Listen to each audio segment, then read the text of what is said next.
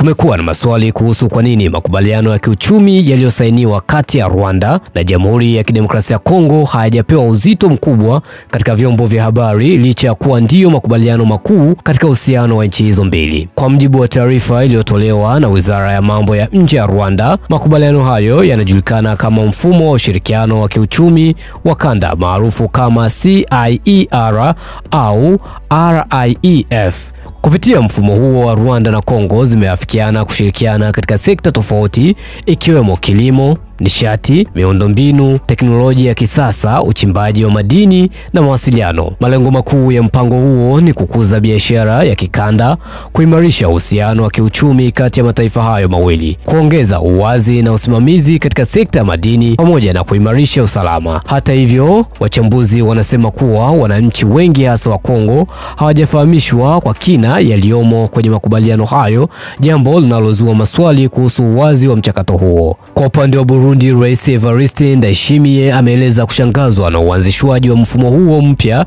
akisema kuwa tayari kulikuwa na CPGL, jumuiya inayozihusisha Rwanda, Burundi na Kongo, na kwamba haikuwa lazima kuanzisha jukwaa jingine. Wakati serikali za Rwanda na Kongo zikisisitiza kuwa makubaliano haya yalilenga amani na ushirikiano, wachambuzi wanaona kuwa suala la usalama ni kisingizio pekee, huku maslahi ya kiuchumi na kisiasa yakiwa ndio kiini cha mchakato mzima. Kwa sasa vita bado vinaendelea mashariki mwa Kongo na ipo mitazamo kuwa makubaliano haya yanaweza kuathiri nafasi za waasi wa M23 katika serikali na jeshi la Kongo kufuatia masharti mapya ya ushirikiano. Rais Felix Tshisekedi amekuwa akionya kuhusu hatari ya kugawanywa kwa Kongo, huku wachambuzi wakisema kuwa mpango huu wa kiuchumi unaweza kuleta mabadiliko makubwa katika muundo wa nchi hiyo endapo hautasimamiwa kwa uangalifu. Hadi sasa bado haijafahamika kwa nini makubaliano haya ya kiuchumi hayakupewa kipaumbele kikubwa katika kuripotiwa,